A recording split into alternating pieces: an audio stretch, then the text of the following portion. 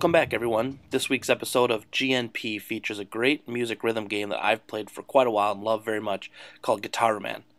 And what sets this game apart, what makes it very unique, is that everything it does, from the cutscenes to the music, has a very Japanese flair to it. In fact, the soundtrack was actually an original soundtrack by a Japanese band named Coil. Gitaroo was developed by a Japanese studio named Innis, and they later went on to make Elite Beat Agents for the DS, if you ever played that, and then eventually went on to make games like Lips for the Xbox 360, which is a karaoke game, and the game Black Eyed Peas Experience. Unlike most music games over the last 10 years, Gitaroo managed to keep its Japanese charm, with everything from the story, the cutscenes, to the music itself. Speaking of story, you play as U1, who is your typical high schooler who gets shown up by a skater when he's trying to hit on his girl.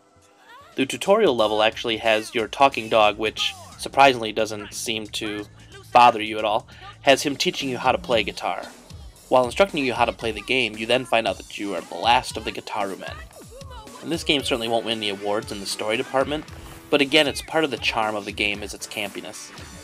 Each battle you have in the game, or level, is broken up into different parts with very few exceptions, and those parts are Charge, which when you hit a note, you raise your own energy. The Attack phase, when you successfully hit notes, you'll deplete the enemy's energy. Of course, if you miss, you'll also take damage. The Guard phase, where successful presses avoid attack. Now this is a little bit different from the key part of the game as you're just doing button presses.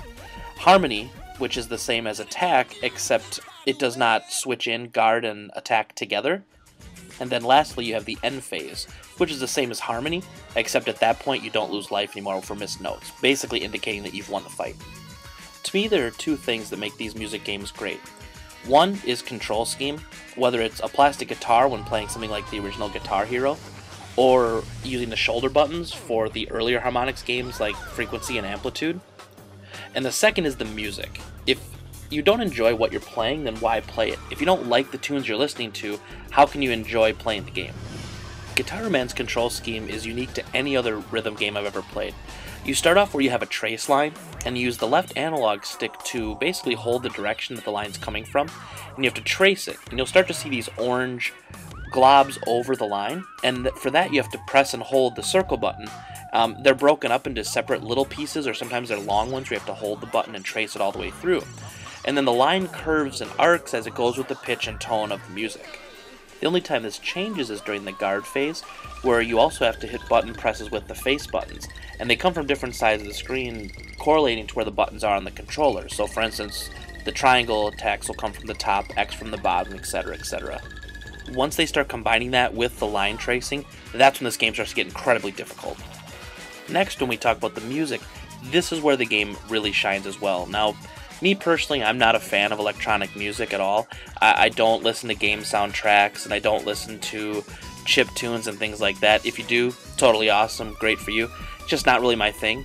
So a lot of times with these music rhythm games, it's not a game where I could actually listen to the soundtrack. And that's not true at all with this game. In fact, this game's soundtrack, you can tell it was done by a real band, and it's really interesting music. And of course, it's variety. They were smart enough to know the different stages and the different boss battles you have to be different. But besides that, they have just really high quality music and high production value music, and it's not just something cheesy you'd hear in a video game soundtrack. If I had to give the majority of the stages a title or a label, I guess I would say they were J-pop or J-synth, Japanese music, but that's not really accurate either. There's even one level where it's Latin dance music, and there's one that's got a lot of jazz and heavy tones like that, and the band Coil that did the soundtrack for this really must love games, or must have had a big hand in crafting what the game was going to be like, because they really put a lot of effort into this soundtrack. For instance, probably my favorite song in the game is going to be actually this acoustic guitar part where you're serenading the love interest in the game. And I think this is a song you could easily hear on the radio. I'm going to let it play for a bit.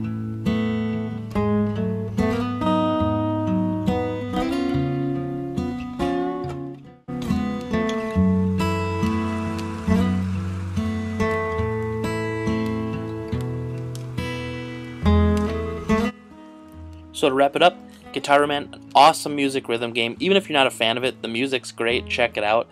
You can find it on PS2. Thankfully it was re-released and reprinted, so you can get a lot cheaper than you used to be able to, but it's about $30 used, between 20 and $30. Excellent game, go get it. And as always, thank you for watching our videos. You can follow us on Twitter, like us on Facebook. Of course, subscribe to us on YouTube if you don't mind. And there's a lot of the content you can also find on our website, brothersandansandy.com.